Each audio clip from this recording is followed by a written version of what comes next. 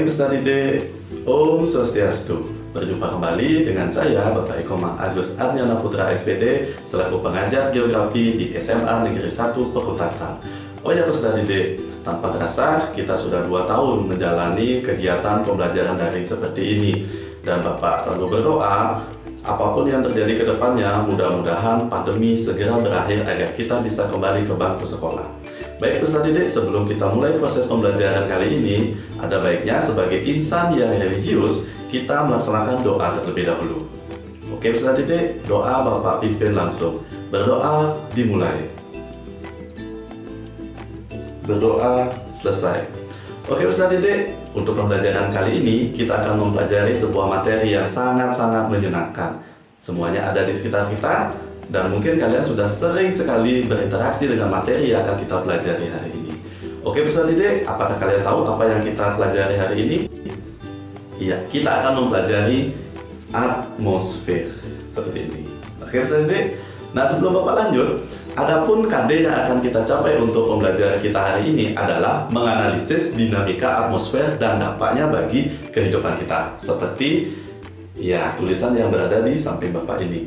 Dan kemudian IPK yang akan kita capai adalah mengidentifikasi lapisan atmosfer. Itu yang pertama. Kemudian yang kedua, nah ini yang kedua adalah menganalisis dinamika cuaca dan iklim. Apa sih cuaca? Apa sih iklim? Kemudian bagaimana sih atmosfer melindungi kita dari benda-benda langit? Sebentar akan kita cari tahu. Oke peserta didik, untuk selanjutnya mari kita lanjutkan dengan materi atmosfer. Apakah yang dimaksud dengan atmosfer? Mari kita cari tahu terlebih dahulu apa yang dimaksud dengan atmosfer.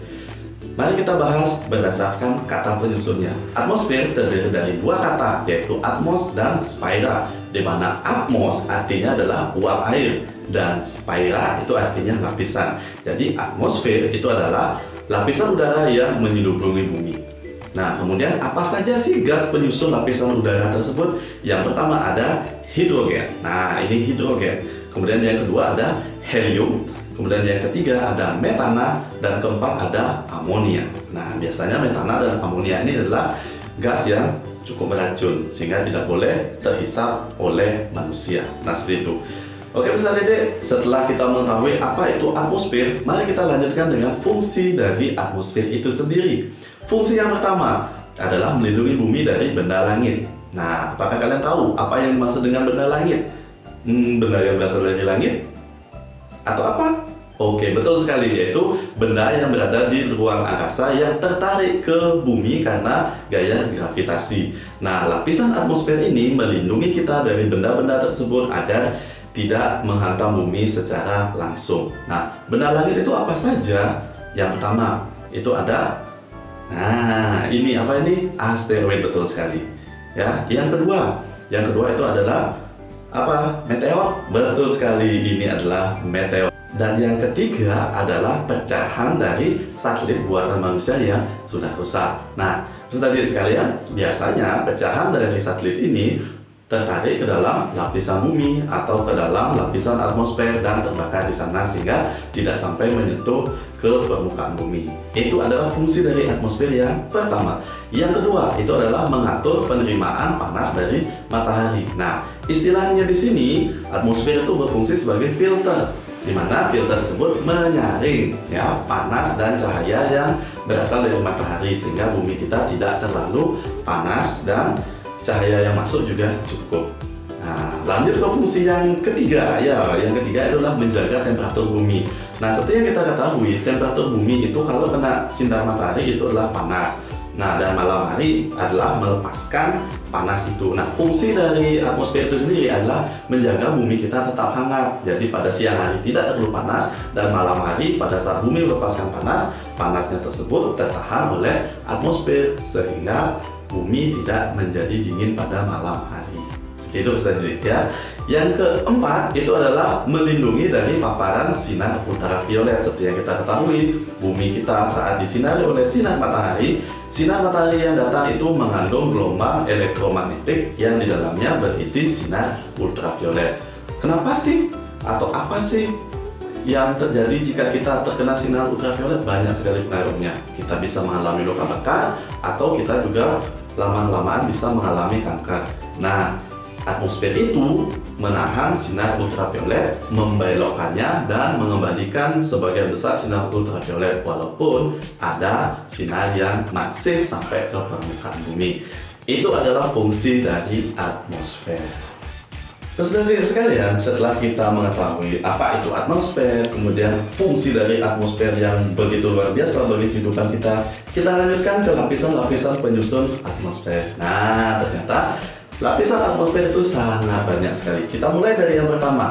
Ya, pertama itu adalah lapisan troposfer.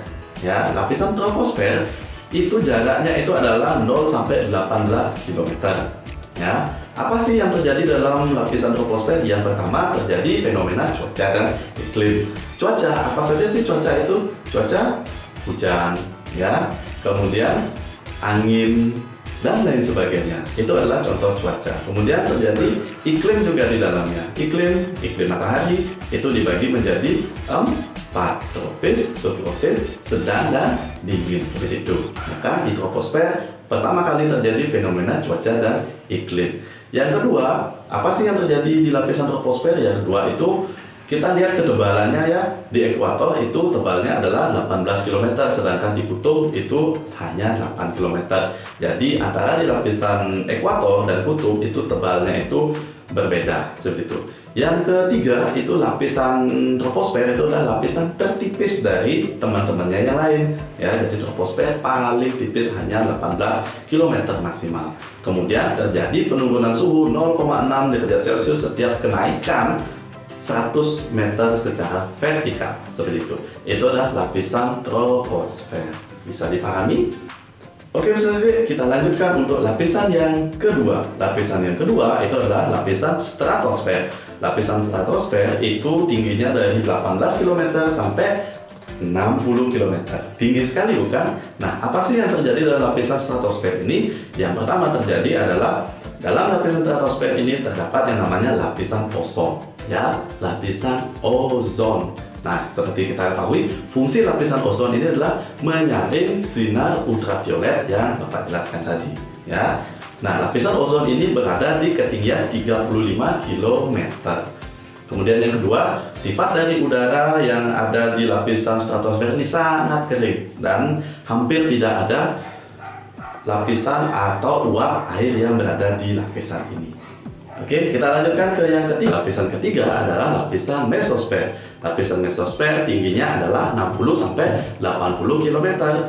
Apa sih fungsi dari lapisan mesosfer ini? Lapisan mesosfer itu adalah fungsi yang pertama adalah melindungi bumi dari yang namanya hujan meteor. Nah, meteor terbakar di lapisan ini, yaitu terjadi gesekan antara meteor dengan lapisan mesosfer. Dan yang kedua, lapisan ini sangat panas ya, sangat panas karena terjadi pemandulan dari sinar ultraviolet yang dipantulkan oleh lapisan ozon yang tadi. Seperti itu tadi deh. Kemudian yang keempat itu adalah lapisan termosfer. Termosfer itu tebalnya atau tingginya itu adalah 80 sampai 100 km vertikal ke atas. Temperaturnya itu bisa minus 40 derajat Celcius sampai minus 5 derajat Celcius. Dingin sekali bukan? Nah, kemudian di lapisan ini sering terjadi aurora. Kalian tahu aurora? Iya, betul sekali. Aurora itu merupakan kelibatan cahaya yang sangat indah, biasanya bisa terlihat di kutub-kutub bumi. Hal itu terjadi karena benturan medan elektromagnetik bumi dengan yang namanya pancaran sinar matahari. Seperti itu, Peserta didik. Oke, peserta didik, masih semangat bukan? Kalau masih semangat, kita harus lanjutkan ke pencapaian IPK yang kedua. Adapun IPK yang kedua itu adalah menganalisis unsur-unsur cuaca. Apa sih unsur-unsur cuaca tersebut? Yang pertama itu ada namanya lama penyinaran matahari. Yang kedua ada suhu udara. Yang ketiga ada tekanan udara. Yang keempat ada angin. Yang kelima ada awan. Kemudian yang keenam ada kelembaban udara. Dan terakhir ada curah hujan. Nah, silakan bisa dilihat di sebelah Bapak ini ya.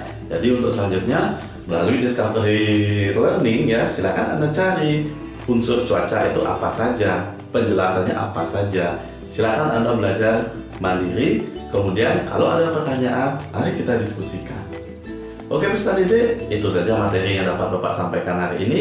Untuk selanjutnya, silakan peserta didik berdiskusi, dan kalau ada kesulitan, silakan Anda boleh WA saya atau telepon saya. Terima kasih, saya akhiri dengan ucapan semangat tetap belajar, semoga pandemi cepat berakhir, dan akhir kata saya tutup dengan Paramu Santi. Om Santi Santi Santi Om.